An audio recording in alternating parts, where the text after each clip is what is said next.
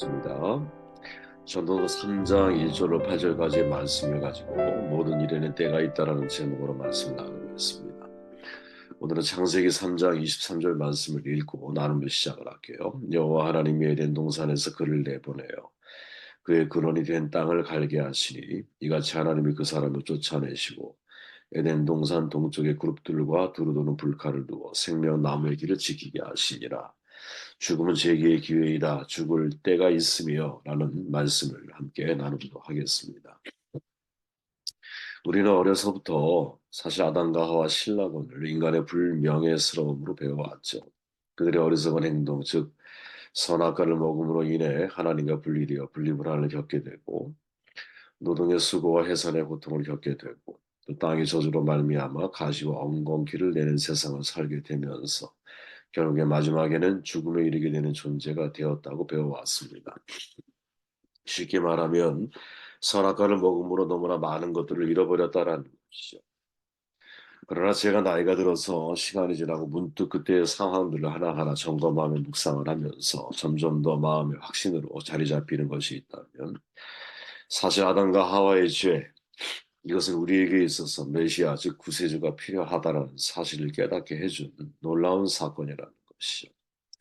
다시 말해 아담과 하와가 지은 죄로 위대한 구세주를 우리는 얻게 되었고 아담과 하와로 말미암아 인간은 스스로 구원할 수 없는 피조물 존재라는 사실을 알게 되었고 또 노동의 수고와 해산의 고통을 통해서 아가페 사랑 즉 하나님의 사랑이 무엇인지를 알아갈 수 있게 된 것이 아니냐. 초점을 거기에다 맞춰야 되는 것이 아니겠느냐 이런 생각을 하게 되었다라는 것이죠. 로마의 수사학자 세네카가 말하지 않습니까? 악에는 늘 결과가 따릅니다. 돈이 없을수록 곤란한 문제도 덜 생깁니다. 관심이 적을수록 부러움도 적습니다. 달리 표현해 보면 어떤 것도 완전히 나쁜 것은 없다 이런 뜻이죠. 돈이 많으면 근심도 많아져요. 반대로 돈이 없으면 곤란한 문제 덜 생길 수 있잖아요. 그죠? 그러니까 어떤 것도 완전히 나쁜 것은 없다라는 것이죠. 잃는다는 것, 여러분 이게 나쁜 거라고 생각을 하십니까? 우리는 그렇게 이해하기 쉽죠? 상실이라고 하는 것을 경험해 보면 그 곧 뒤따르는 고통으로 인해서 상실은 나쁜 것 이렇게 우리에게 각인될 수 있지만 사실은 상실을 통해서 더 많은 것을 우리는 얻을 수 있다. 이렇게 이해할 수 있지 않을까요? 중국에 한 농부가 있었잖아요. 그에게 쟁기질을 시킬 말이 한 필뿐이어서 어느 날 그 말이 울타리에서 빠져나와 도망갑니다. 사람들은 그의 불운을 위로하죠. 농부가 대답합니다. 나쁜 일인지 좋은 일인지 누가 알겠습니까? 아니나 다를까 몇 주 후에 그 말이 많은 야생마를 데리고 산에서 내려와 다시 돌아오죠. 이웃 사람들이 기뻐해 줍니다. 농부가 다시 말하잖아요. 좋은 일인지 나쁜 일인지 누가 알겠습니까? 시간이 지난 뒤에 추수할 때가 다 되어서 농부의 외아들이 말을 훈련시키려다가 날뛰는 말에 떨어져서 다리가 완전히 부러져요. 농부를 위로하죠, 사람들이. 그때 농부가 말합니다. 나쁜 일인지 좋은 일인지 누가 알겠습니까? 그러다 한 달 뒤에 전쟁이 났고 다른 모든 가정의 아들들은 다 끌려갔는데 핸디캡을 가진 이 농부의 아들은 징집을 멸할 수 있었어요. 그리고 일치하는 농부의 아들을 부러워하죠. 농부에게 말합니다. 그래 농부가 또 말하는 거. 이게 좋은 일인지 나쁜 일인지 누가 알겠습니까? 인생은 세옹지마라는 것이 참 이상하죠. 사랑하면 살아갈수록 오늘 웃었다고 내일 웃음이 보장되는 게 아니라는 사실을 깨닫게 돼요. 오늘의 상실이 내일 더 큰 복으로 연결될 수도 있고 오늘의 복이 내일의 더 큰 불행으로 연결되어지는 것들을 우리는 수없이 많이 경험하며 살아가죠. 이 이야기는 잃는다라는 것이 항상 나쁜 것이 아니구나 하는 것을 우리에게 알려주고 있죠. 전쟁에서 결코 접은 적이 없었잖아요. 미국이 워낙 동떨어져 있었고 지금이야 뭐 초강대국이고 막 이러니까 베트남 전쟁에서 게릴라 군대에 무너지면서 야, 이 전쟁을 불확실한 외교 정책 중에 하나구나 이렇게 생각을 하게 되죠. 마하트마 간디가 유색인종이라는 이유로 기차에서 쫓겨나지 않았다면 과연 비폭력 저항 운동이 있을 수 있었을까? 그 운동이 없었다면 인도의 독립 과연 가능했을까? 이런 질문을 던지지 않을 수 없는 거죠. 잃은 것이 있다면 얻은 것이 있다라는 거죠. 반대로 얻은 것이 있다면 잃은 것이 있을 수도 있다라는 거죠. 우리는 인생을 살아갈 때 무엇을 잃어버리면 잃은 것에 집중하기 쉽지만 사실은 잃은 것에 집중하기보다 잃은 것을 통해서 또 다시 우리에게 보게 하기 원하시는 하나님의 뜻이 뭔가, 하나님의 초점이 어디에 맞춰져 있을까? 이것을 볼 수 있는 어떤 균형 잡힌 영적인 통찰력이 우리 가운데 필요한 것이 아니겠느냐. 상실, 분명 또 다른 선택으로의 초대라고 저는 생각을 합니다. 삶은 실패한 사람들을 향해 멈추지 말라고 말을 하죠. 그들에게 늘 새로운 가능성이 열려 있어요. 실패에 대한 우리의 태도, 사실은 이 사회가 우리에게 가르쳐준 문화의 속성 속에 담겨 있는 거거든요. 경쟁 사회 살아왔잖아요. 이제 무한 경쟁 사회죠. 경쟁 속의 비교의식, 우린 그렇게 살아왔잖아요. 우리가 아이들에게 실패하라고 가르치지 않아요. 또 실패가 어떤 의미인지를 제대로 설명해 주지도 않아요. 우리가 어릴 때부터 배우는 모든 것 시험이 되고 그 결과 내가 능력과 경쟁을 통해서 능력 있는 사람으로 우리가 성장하기를 원하죠. 그죠? 그래서 항상 우리의 부모들은 우리의 귀에다 대고 말을 해요. 1등이 아니면 아무도 기억을 하지 못해. 지금 여러분 예를 들어 EPL이나 이런 축구 선수도 있다고 가정해 보십시오. 올림픽 선수가 있다고 가정해 보십시오. 이 출전에 나온 사람들, 여기 출전하는 선수들 대부분은 자기가 속한 나라의 최고 베스트들이거든요. 그죠?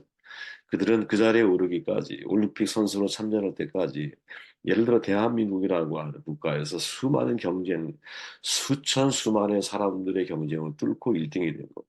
1등이 아니면 아무도 기억을 못 한다라는 의식을 가지고 인생을 살아가는 거예요. 기업도 마찬가지죠. 1등만 대우받는 사회. 1등이 아니면 다 나중에 잡혀버리고 말죠. 물론 빅3다 그래서 항상 어떤 기업이든 같은 종류의 기업이 세계가 서로 경쟁하는 체제가 지난 역사 속에 있었죠. 그럼에도 불구하고 여러분 압도적인 일이라는 것이 항상 존재한다는 사실을 잊으면 안 돼요. 그리고 그 1등의 자리에 올라가기 위해서 이 사회가 우리에게 요구하는 이 문화적인 속성, 그 속성 속에 우리의 아이들이 자라가고 있다. 모든 것 시합이고 우리는 그 시합에 이겨야 하는 것. 우리는 실패의 미덕을 잊어버렸을 뿐만 아니라 실패의 창조력을 우리도 모르게 파괴하는 문화 속에 자라왔죠. 여러분, 에덴 동산의 이야기 정말 우리는 잘 기억해야 하는데, 에덴 동산의 이야기는 실패를 통해 무엇을 배워야 하는지에 대한 초점이 더 맞춰져 있는 이야기가 아니겠느냐. 홀로코스트의 생존자로서 노벨 평화상 수상한 미국의 작가 엘리 위젤이 말하죠. 죄의 용서가 아닌 것이 무엇이었나. 하나님이 아담에게 준 것은 다시 시작할 수 있는 권리였다. 제가 이 글을 읽으면서 마음이 짠해지더라고요. 그죠? 엘리 위젤. 홀로코스트의 생존자예요. 그죠? 그런데 그 경험을 가지고 하는 이야기가 뭡니까? 하나님이 아담에게 준 것은 다시 시작할 수 있는 권리.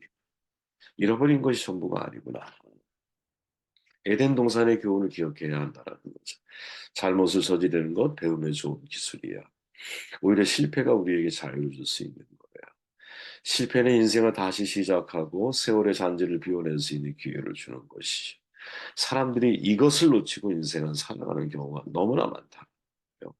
실패를 실패로만 규정해버리고 진짜 실패를 통해서 얻어야 할 참된 자유가 무엇인지를 생각해 보지를 못해.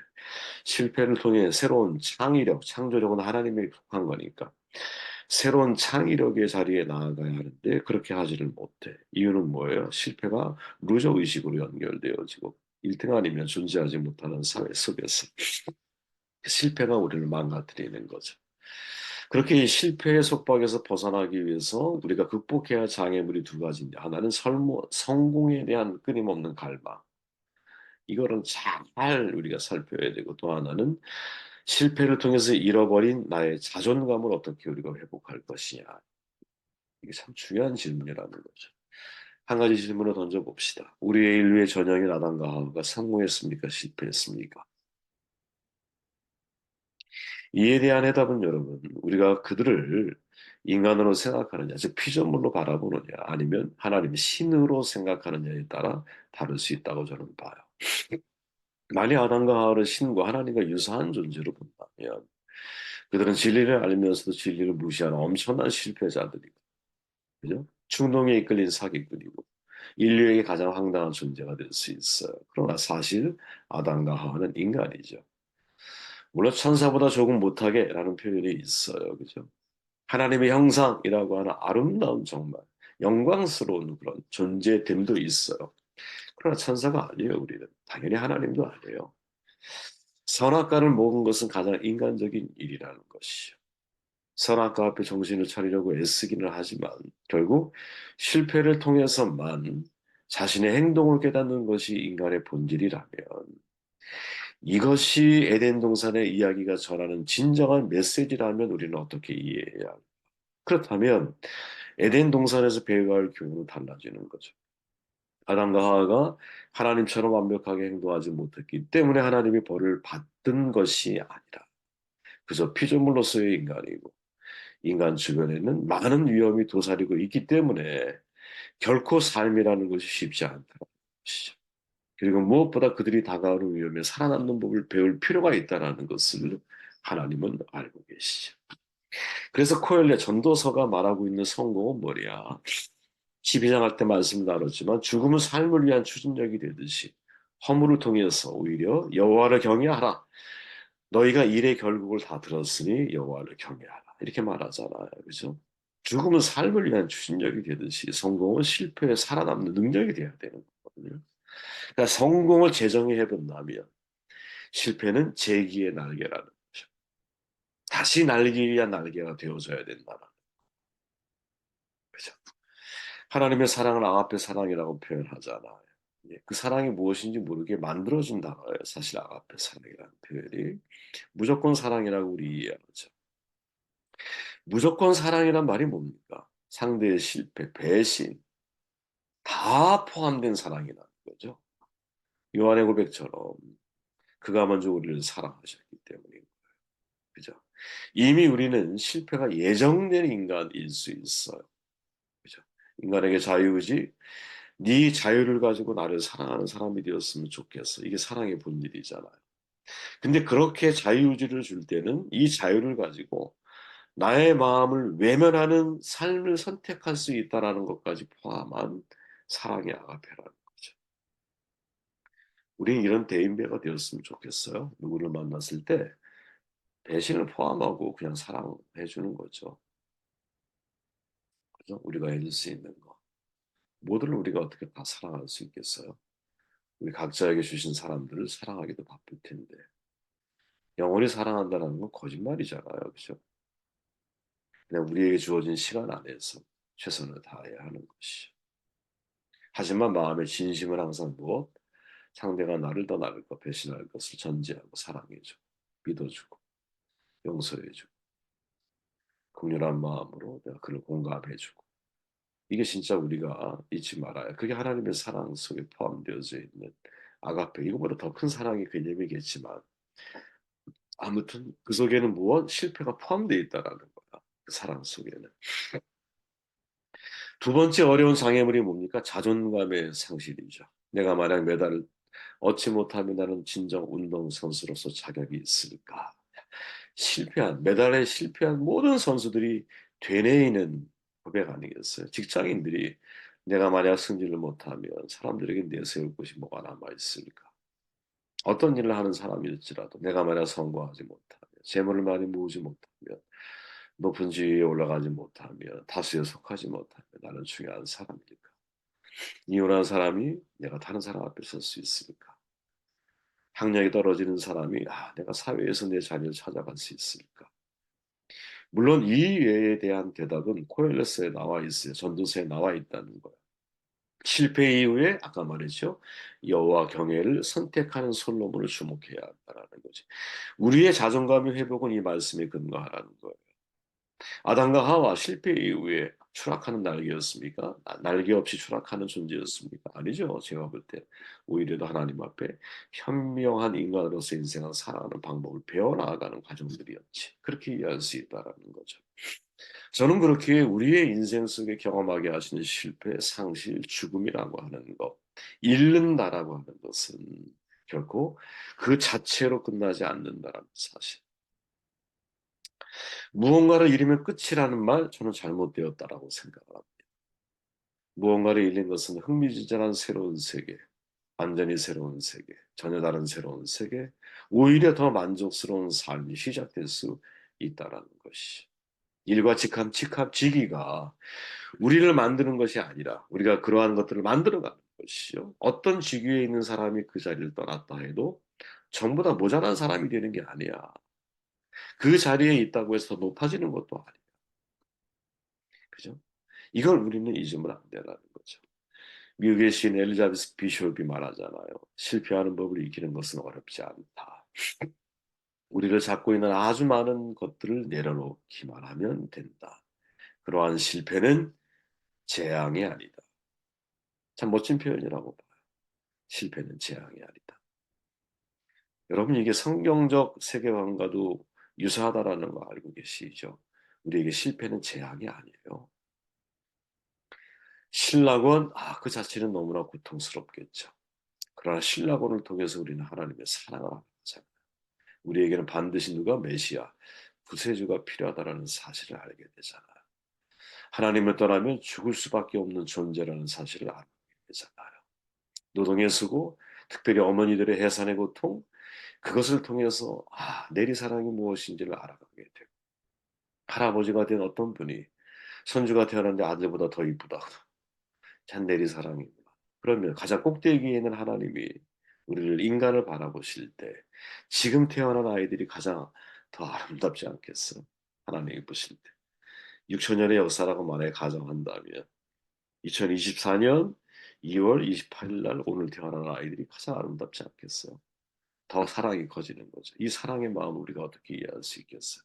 그 아가페 사랑 속에는 실패가 포함되어져 있다는 사실을 절대로 잊으면 안 됩니다. 인생에는 얻는 것과 잃은 것 외에 아무것도 아니다. 사람 누구나 얻는 것을 좋아하고 잃는 것을 싫어한다. 그러나 잃는다는 것이 나쁜 것은 아니다. 때로는 잃지 않으면 얻을 수도 없는 법이다. 네, 중국의 작가가 쓴 글인데 때로는 이 중국 우리 이제 동양인들의 사고가 되게 깊잖아요. 그죠? 깊은 사고, 조직적인 사고라기보다는 깊이 있는 사고를 잡죠. 그죠? 잃는다는 것 다 나쁜 게 아니에요, 여러분. 떨어지는 낙엽이 된다라는 게 왜 나쁩니까? 물론 떨어지는 낙엽 자체는 이제 내 생명의 마감을 의미할지 모르지만 낙엽이 돼서 이 오랜 시간을 거쳐서 썩어 퇴비가 되면 이제 강아지 똥 동화 이야기처럼 새로운 생명으로 재탄생되어지는 것이죠. 죽음은 여러분 재기의 기회입니다.